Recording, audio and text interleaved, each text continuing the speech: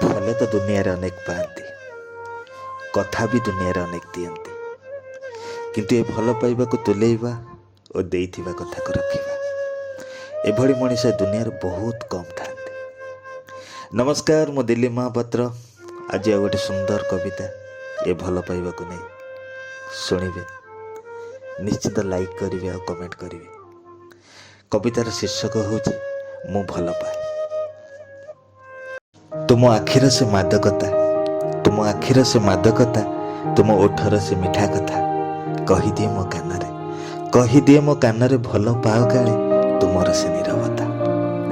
ତୁମକୁ ତ ମୁଁ ଭଲ ପାଏ, ତୁମକୁ ତ ମୁଁ ଭଲ ପାଏ, ନିଜଠୁ ଅଧିକ ଭଲ ପାଏ।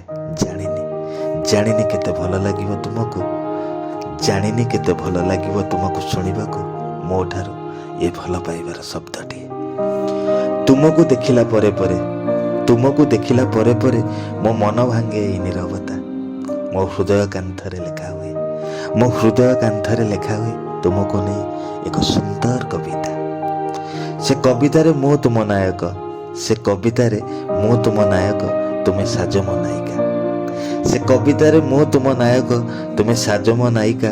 ପ୍ରେମର ଉହାଡ଼ରୁ ବାହାରି ମୁଁ ଭାବେ, ପ୍ରେମର ଉହାଡ଼ରୁ ବାହାରି ମୁଁ ଭାବେ ତୁମେ ମୋର କାଳେ ସେଇ ପ୍ରେମିକା। ଯାହାକୁ ମୁଁ ଖାଲି ଖୋଜୁଥାଏ, ଯାହାକୁ ମୁଁ ଖାଲି ଖୋଜୁଥାଏ, ଶୟନେ ସପନେ ସବୁଆଡ଼େ ତୁମେ ବୋଧେ ସେଇ ଝିଅ କହିଦିଅ ଚାହିଁ, ତୁମେ ବୋଧେ ସେଇ ଝିଅ କହିଦିଅ ଚାହିଁ ଥରୁଦିଏ ମୋ ଆଡ଼େ। ଭଲ ମୁଁ ପାଏ ତୁମକୁ ବହୁତ, ଭଲ ମୁଁ ପାଏ ତୁମକୁ ବହୁତ, ଯେତେ କହିଲେ ବି କମ୍ ହବ।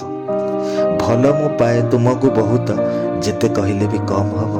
ଏତିକି ଶୁଣିଦେବି ଯେବେ ତୁମଠାରୁ, ଏତିକି ଶୁଣିଦେବି ଯେବେ ତୁମଠାରୁ ଏ ଦୁନିଆରେ ତୁମକୁ ନେଇ, ଏ ଦୁନିଆରେ ତୁମକୁ ନେଇ ଏକ ସୁନ୍ଦର କାହାଣୀ ଲେଖା ହେବ, ଏକ ସୁନ୍ଦର କାହାଣୀ ଲେଖା ହେବ।